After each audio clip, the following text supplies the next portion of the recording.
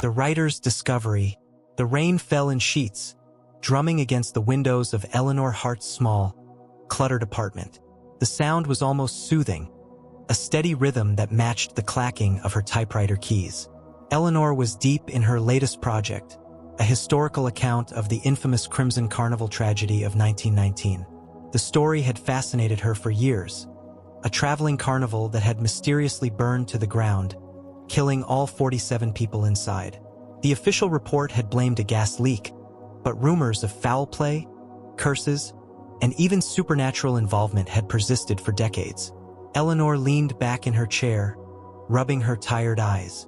Her desk was a mess of old newspaper clippings, photographs, and handwritten notes. She had spent months researching the tragedy, piecing together what little information she could find. The carnival had been a small, unremarkable affair, traveling through the rural Midwest in the early 20th century. But something about the story had gripped her imagination, and she was determined to uncover the truth. As she reached for her coffee cup, her hand brushed against an envelope that had been lying on the edge of her desk. She frowned. She didn't remember seeing it there before. The envelope was old-fashioned, the kind with a wax seal, and her name was written on the front in elegant, flowing script. There was no return address. Curious, Eleanor opened the envelope and pulled out a single sheet of paper.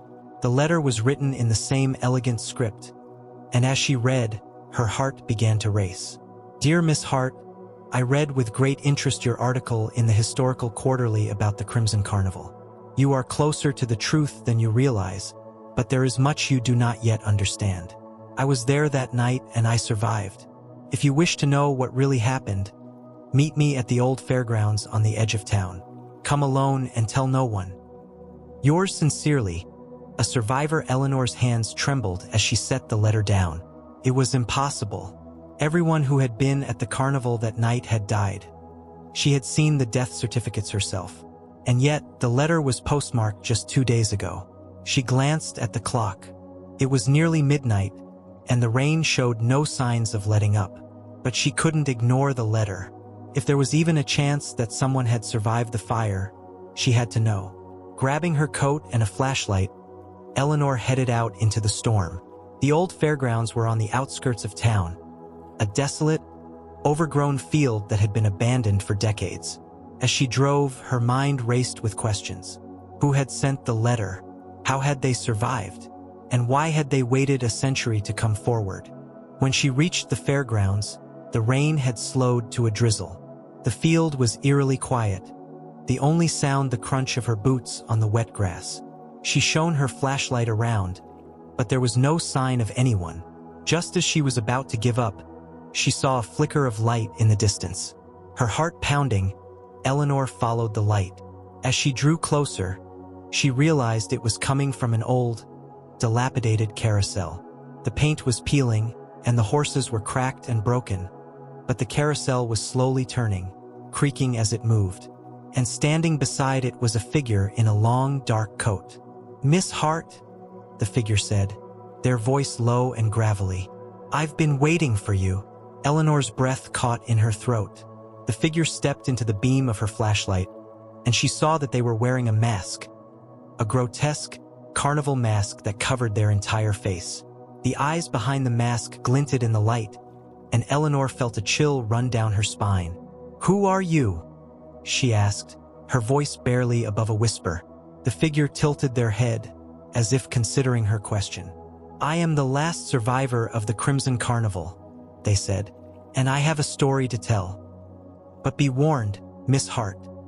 Once you hear it, there is no turning back." Eleanor hesitated. She had come this far, but something about the figure filled her with unease. Still, she couldn't walk away now. She had to know the truth. "Tell me," she said. The figure nodded, and as they began to speak, the carousel slowed to a stop. The rain began to fall harder, and the wind howled through the trees. Eleanor listened, her heart pounding, as the survivor began to recount the events of that fateful night a century ago. But as the story unfolded, she began to realize that the truth was far darker and far more dangerous than she had ever imagined. The survivor's tale, the survivor's voice was low and haunting, each word dripping with a weight that seemed to press against Eleanor's chest.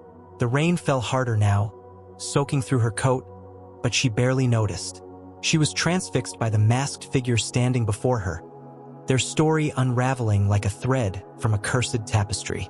The Crimson Carnival was no ordinary show. The survivor began, their voice carrying an eerie resonance. It was a place of secrets, Miss Hart, a place where the line between reality and nightmare blurred. The carnival's owner, a man named Ezekiel Crane, was no showman. He was a collector of souls, of debts, of things best left buried. Eleanor's flashlight flickered, and she tapped it nervously, afraid the batteries might die. The survivor continued, their tone growing darker. Crane had a deal with something not of this world. He called it the Crimson King. In exchange for power, Crane promised the king a sacrifice every 7 years. The carnival was a front, a way to lure the unsuspecting. The performers, the workers, even the patrons, they were all part of the bargain. But in 1919, something went wrong. The survivor paused, their masked face tilting upward as if recalling the memory. Eleanor's mind raced. She had read about Ezekiel Crane in her research, but only as a footnote. A shadowy figure who had disappeared after the fire. Now, she wondered if he had ever truly existed at all. The night of the fire, the survivor continued, was supposed to be the final sacrifice. Crane had gathered everyone, performers, workers, even the townsfolk who had come to see the show. He had planned to offer them all to the Crimson King. But one of the performers, a young woman named Lila, discovered his plan. She tried to stop him, but Crane was too powerful. He set the carnival ablaze, trapping everyone inside. Eleanor's breath caught. "But you survived," she said, her voice trembling. "How?" The survivor's mask seemed to glint in the dim light. "I was not meant to survive," they said. "Lila saved me. She pushed me out of the burning tent just before it collapsed. But the fire, it was no ordinary fire. It was alive, Miss Hart. Consumed everything, flesh, bone, even time itself. When I woke, the carnival was gone, and the world had moved on without me." Eleanor frowned. "What do you mean, time itself?" The survivor's voice grew quieter, almost a whisper. "The Crimson King's fire does not burn like normal fire. Consumes not just the body, but the soul. Those who died that night were trapped, their souls bound to the carnival. And I was caught between worlds. I have been wandering ever since, neither alive nor dead, waiting for someone like you to uncover the truth." Eleanor's mind reeled. The survivor's story was impossible. Yet the letter, the mask, the carousel, it all felt too real to dismiss. She took a step closer, her flashlight trembling in her hand. "Why now?" she asked. "Why come forward after all these years?" The survivor's mask seemed to shift, as if the expression beneath it had changed. "Because the Crimson King is growing restless," they said. "The cycle was broken that night, and the debt remains unpaid. The carnival is returning, Miss Hart, and if the debt is not settled, it will claim more lives." Eleanor's heart pounded. "What do you mean, the carnival is returning?" Before the survivor could answer, a sudden gust of wind extinguished her flashlight, plunging them into darkness. Eleanor gasped, fumbling with the switch, but the light wouldn't come back on. When she looked up, the survivor was gone. The carousel stood silent and still, the rain falling in sheets around her. "Wait!" she called, her voice swallowed by the storm. "Come back!" But there was no response. The fairgrounds were empty, the only sound the pounding of the rain. Eleanor stood there, shivering and soaked, her mind racing. Was the survivor telling the truth, or was she losing her grip on reality? As she turned to leave, something caught her eye. A small, charred piece of paper lying at the base of the carousel. She picked it up, her hands trembling. It was a fragment of an old carnival ticket, the words Crimson Carnival barely legible. And scrawled on the back, in the same elegant script as the letter, was a single word. "Soon. The carnival rises." Eleanor sat in her apartment, the charred carnival ticket resting on her desk. The rain had stopped, But the storm inside her mind raged on. The survivor's words echoed in her thoughts, each one more unsettling than the last. The Crimson King, Ezekiel Crane, a debt unpaid. It all sounded like the ramblings of a madman, and yet, the ticket was real. The letter was real. The survivor had been real, or at least they had seemed real. She spent the next few days poring over her research, searching for any mention of the Crimson King or Ezekiel Crane's deal. She found nothing. The official records were silent, the newspapers vague. It was as if the carnival had been erased from history, leaving only whispers and rumors behind. But then, on the third day, something changed. Eleanor was at the local library, flipping through a dusty old ledger of carnival permits, when she felt it, a faint, almost imperceptible vibration in the air. At first, she thought it was her imagination, but as the hours passed, the sensation grew stronger. It was like the hum of a distant engine, a sound just beyond the edge of hearing. By the time she left the library, it was impossible to ignore. That night, she dreamed of the carnival. In her dream, she stood at the edge of the fairgrounds, the same overgrown field where she had met the survivor. But now, the field was alive with light and sound. The carousel spun in a blur of color, its music tinny and distorted. Tents and stalls rose from the ground like specters, their banners fluttering in a wind she couldn't feel. And everywhere she looked, there were people. Performers in garish costumes, workers with hollow eyes, patrons laughing and shouting as if nothing were wrong. But something was wrong. The air was thick with the smell of smoke, and the ground beneath her feet was hot, as if the earth itself were burning. She tried to move, to run, but her feet were rooted to the spot. And then she saw him, Ezekiel Crane. He stood at the center of the carnival, tall and gaunt, his face obscured by a top hat and a long, tattered coat. His presence was like a black hole, drawing everything toward him. The performers, the workers, the patrons, they all turned to him, their faces blank, their eyes empty. And then, one by one, they began to burn. Eleanor woke with a start, her heart pounding, her sheets soaked with sweat. The dream had felt so real, so vivid. She could still smell the smoke, still feel the heat of the ground beneath her feet. And the hum, the faint vibration she had felt earlier, was louder now, a constant, insistent thrum in the back of her mind. She knew what it meant. The carnival was returning. The next morning, Eleanor drove back to the fairgrounds. The field was still overgrown, the carousel still broken and silent.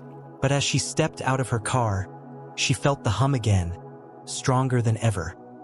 It was coming from the ground, from the air, from everywhere and nowhere at once. And then she saw it. At first, it was just a flicker, a faint shimmer in the air, like heat rising from asphalt on a summer day. But as she watched, the flicker grew brighter, more defined. A tent began to materialize, its striped fabric rippling as if caught in an unseen breeze. Then another and another. The carousel creaked to life, its music playing in fits and starts. And then, all at once, the carnival was there. It was just as she had seen in her dream, a chaotic, garish spectacle of light and sound. But there was something off about it, something wrong. The colors were too bright, the music too shrill. The performers moved with a jerky, unnatural grace, their smiles too wide, their eyes too empty. And the patrons, they were the worst. They laughed and shouted, their voices echoing in a way that made Eleanor's skin crawl. She took a step back, her heart racing. This wasn't possible. The carnival had burned down a century ago, couldn't be here. And yet it was. As she stood there, frozen in place, a figure emerged from the crowd. It was the survivor, their mask glinting in the carnival's harsh light. The carnival loomed before her, its lights flickering, its music growing louder. She knew she had no choice. She had to go in. Taking a deep breath, Eleanor stepped through the carnival's gates. The air was thick with the smell of popcorn and cotton candy, but beneath it was something darker, something rotten. The performers watched her as she passed, their smiles never wavering. The patrons laughed and pointed, their voices blending into a cacophony of sound. She didn't know where she was going, but the key seemed to guide her, pulling her deeper into the carnival. She passed a hall of mirrors, a freak show, a fortune-teller's tent. Each one felt more menacing than the last, as if the carnival itself were alive, testing her, toying with her. And then she saw it. A massive, blood-red tent at the center of the carnival. Its entrance was guarded by two figures in black cloaks, their faces hidden beneath hoods. The key in her hand grew warm, almost burning, and she knew this was it, the heart of the carnival. But as she approached, the figures stepped forward, blocking her path. One of them reached out, their hands skeletal and pale, and pointed to a sign above the tent's entrance. The words were written in jagged, crimson letters. "Abandon all hope, ye who enter here." The heart of the carnival. The air inside the crimson tent was thick and oppressive, like breathing in smoke. Eleanor hesitated at the entrance, the key clutched tightly in her hand. The two cloaked figures had stepped aside, their skeletal hands gesturing for her to enter. Their silence was unnerving, their presence like a weight pressing down on her chest. She took a deep breath and stepped inside. The tent was vast, its walls stretching high into the darkness above. The ground was covered in a thick, red mist that swirled around. If she didn't destroy the heart of the carnival, it would continue to claim lives, just as it had a century ago. She stepped forward, her boots sinking into the mist. The faces around her wailed and reached out, their voices a cacophony of despair. She ignored them, focusing on the door. As she approached, the symbols on its surface began to glow, a deep, blood-red light that pulsed in time with the hum she had felt earlier. She raised the key, her hand shaking. The moment it touched the lock, the tent erupted in chaos. The mist surged upward, forming a whirlwind of screaming faces. The lantern above her shattered, plunging the tent into darkness. Crane's laughter echoed around her, a sound that seemed to come from everywhere and nowhere at once. And then, with a deafening click, the door swung open. Beyond it was a void, a vast, endless expanse of darkness. But within that darkness, something moved, something enormous. Eleanor felt its presence before she saw it, a crushing weight that made it hard to breathe. And then, slowly, it emerged, the Crimson King. It was not a man, nor a beast, but something in between. Its body was a mass of shifting shadows, its form constantly changing, as if it couldn't decide what it wanted to be. Its eyes burned like twin suns, and its mouth, a gaping, jagged maw, stretched wide in a silent scream. She wanted to run, to scream, to do anything but face this thing. But then she remembered the survivor's words. Find the heart of the carnival. Destroy it. The heart. The Crimson King was the heart. And if she could destroy it, she forced herself to her feet, her eyes scanning the void. There, in the center of the Crimson King's form, was a faint, pulsing light. It was small, almost insignificant, but it was there. The heart.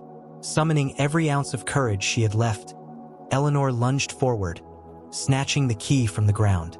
The Crimson King roared, its voice shaking the very fabric of reality. The void around her began to collapse, the darkness closing in. But she didn't stop. She ran toward the light, her hand outstretched. As she reached it, she plunged the key into the heart. The world exploded in light and sound. The Crimson King's roar turned into a deafening scream, its form dissolving into ash. The void collapsed in on itself, the darkness receding like a tide. And then, with a final, blinding flash, it was gone. Eleanor found herself back in the Crimson Tent, the door now a smoldering ruin. The mist had cleared, and the faces of the trapped souls were gone. Ezekiel Crane lay on the ground, his body withered and broken. He looked up at her, his eyes filled with hatred. You don't know what you've done," he rasped. "The carnival, it will never die. It will always come back."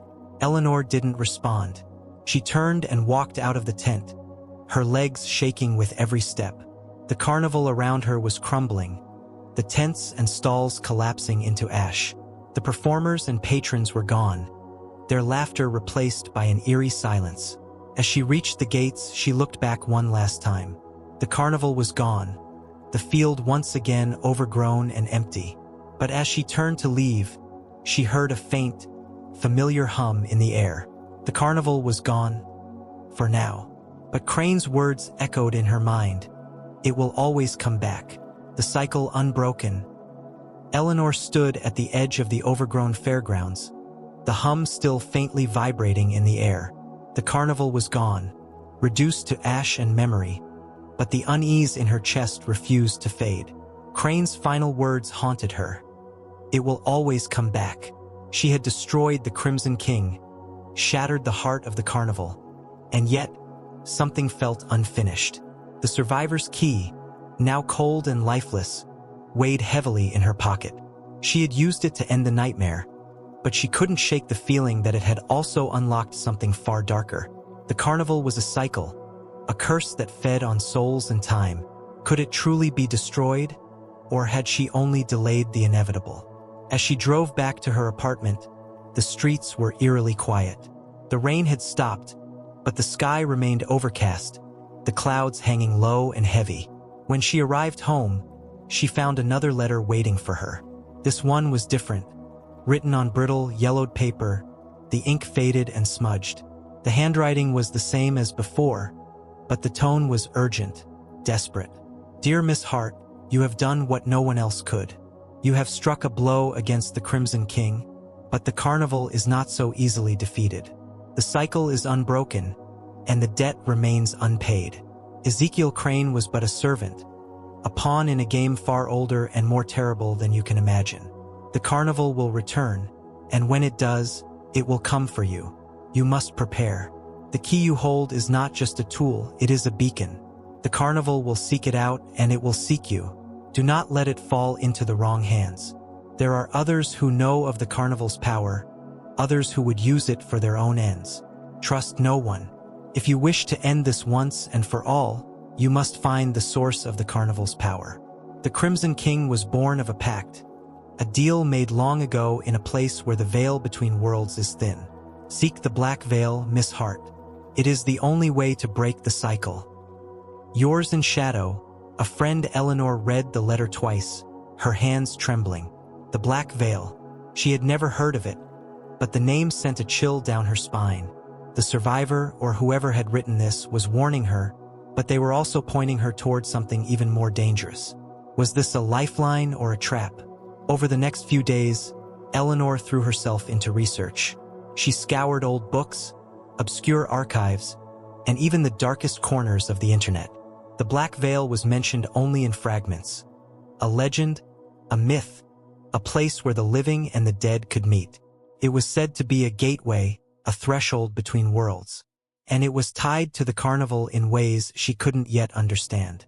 As she dug deeper, she began to notice strange things. The hum in the air grew louder, more insistent. Shadows seemed to move when she wasn't looking. And then there were the dreams. Vivid, terrifying dreams of the carnival, alive and thriving, its lights brighter, its music louder, its hunger sharper. In every dream, she saw the Crimson King, its form shifting and writhing, its burning eyes fixed on her. She knew she couldn't ignore this. The carnival was coming back, and it was coming for her. She had to find the Black Veil, whatever it was, and end this for good. The journey took her to a remote, forgotten corner of the Midwest, a place where the land was flat and barren, the sky stretching endlessly in every direction. The Black Veil, according to her research, was hidden in a small, abandoned church, its steeple crumbling, its walls covered in ivy. The air here was heavy, the hum so loud it felt like a physical presence. Eleanor stepped inside the church, the key clutched tightly in her hand. The interior was dark and cold, the pews overturned, the altar cracked and broken. At the far end of the room was a door, its surface covered in the same twisting symbols she had seen on the carnival's gate. The Black Veil. She approached the door, her heart pounding. The key grew warm in her hand, its heat spreading up her arm. As she inserted it into the lock, the symbols began to glow, the same blood-red light as before. The door creaked open, revealing a swirling, endless void. But this time she wasn't afraid. She stepped through the door, the void closing behind her. The black veil was not a place, but a moment. A single, infinite moment where past, present, and future collided. Eleanor saw the carnival's history unfold before her. Ezekiel Crane making his pact with the Crimson King, the fire that consumed the carnival, the souls trapped in its endless cycle. She saw herself, standing at the heart of the carnival, plunging the key into the Crimson King's heart. And she saw the future, the carnival rising again, stronger and more terrible than before. But she also saw something else, a way to break the cycle. The carnival's power came from the pact, a deal made in blood and shadow. To destroy it, she had to sever the connection to undo the pact itself. The Crimson King appeared before her, its form shifting and writhing. "You cannot undo what has been done," it whispered, its voice 1,000 screams. "The pact is eternal. The cycle is unbroken." Eleanor held up the key, its light cutting through the darkness. "The cycle ends here," she said, her voice steady. "The debt is paid." She plunged the key into her own heart. The world exploded in light. The Crimson King screamed, its form dissolving into ash.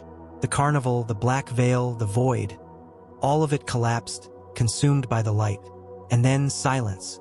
Eleanor woke in the overgrown fairgrounds, the key gone, the hum finally silent.